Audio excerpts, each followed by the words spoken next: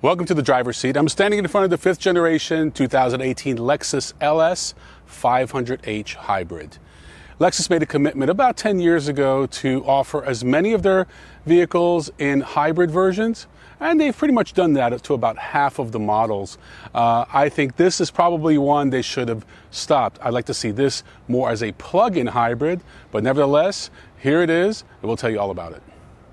Lexus is gradually phasing out their V8 engines, and they've already done so in the LS.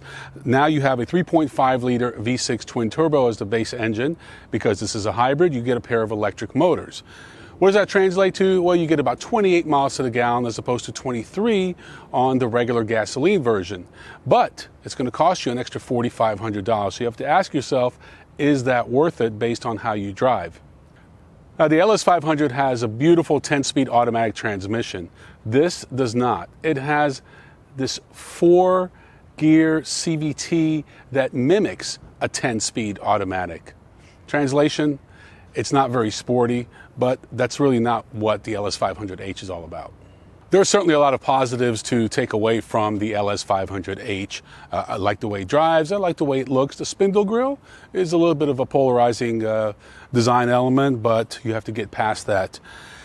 I think a plug-in hybrid just would have been better, and certainly better for me and I think most LS drivers. That would have given someone maybe 40 or 50 miles of pure electric range, and possibly never having to go to a gas station unless you take a long trip, as opposed to the hybrid, which is going to give you more time between fill-ups, but you still ultimately have to go to a gas station. You can't avoid it like you can with a plug-in. I think that's the future, and I think Lexus is waiting for a solid-state battery option to make that happen. Right now, they only have one plug-in hybrid model, and that's a Prius.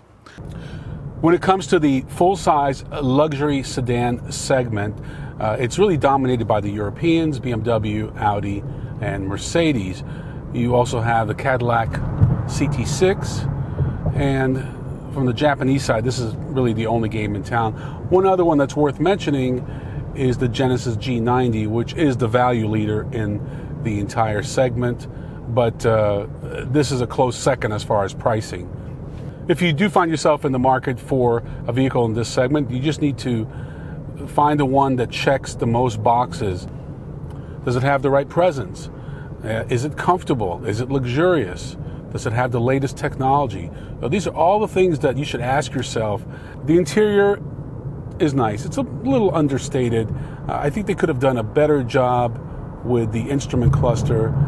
You've got, in my opinion, a lot of wasted real estate here. Everyone is going towards these larger screens and continuous screens, and I see about 20-25% of the real estate here being wasted with nothing. It's just kind of blanked out. One of the things that impressed us the most about this car are the massaging seats. I was a little surprised because Lexus is a pretty conservative car company, and to have such aggressive massaging seats that really blow away everything else I've tested in the segment is very impressive. The infotainment system needs a little help.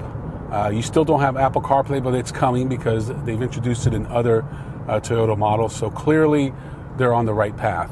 I like the materials in here. There's a lot of metal and these dark woods that kind of give it a very contemporary look, and Lexus needed that. What I don't like is this. I'm going to put it into Sport Plus. Now at this point they're pumping in artificial sound, and the steering is a little heavier, the throttle's a little more responsive, but a six-figure sedan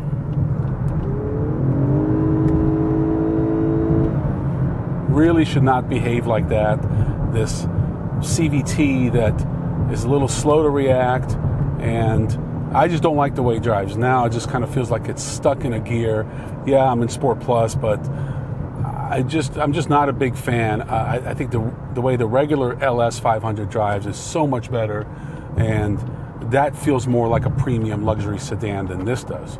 The seats are extremely comfortable, plenty of rear headroom, leg room. The rear seats recline. This has pretty much all of the options you can get, pushing it near $100,000. The LS500 and the 500h both sit on the road quite nicely, absorb the bumps very well. The LS500h has an air suspension, which is adjustable, and it's been nice kind of coming in and out of driveways, and you can raise it up a little bit to avoid some of those awkward situations. We put a fair amount of miles on our test vehicle during the past week, and we only had to go to the gas station once, so you do get a nice range between fill-ups. But since we just got out of a Cadillac CT6 plug-in, I felt that is more appropriate for the type of person that owns this car. Even though that one only had 31 miles of pure electric range, we were able to take advantage of that and use less fuel than the Lexus. If you were asking me for a recommendation, I would say go with the regular LS500 unless you really need those extra 5 miles per gallon and the extra time between fill-ups. It's just a better driving car. It's got a traditional 10-speed, and it feels more like a luxury performance sedan. This, to me, just feels more like a big Avalon hybrid, and I think if that's what you want is a big sedan with a hybrid, well, then get that. I'm Ron Doran. Thanks for watching. We'll see you next time on The Driver's Seat.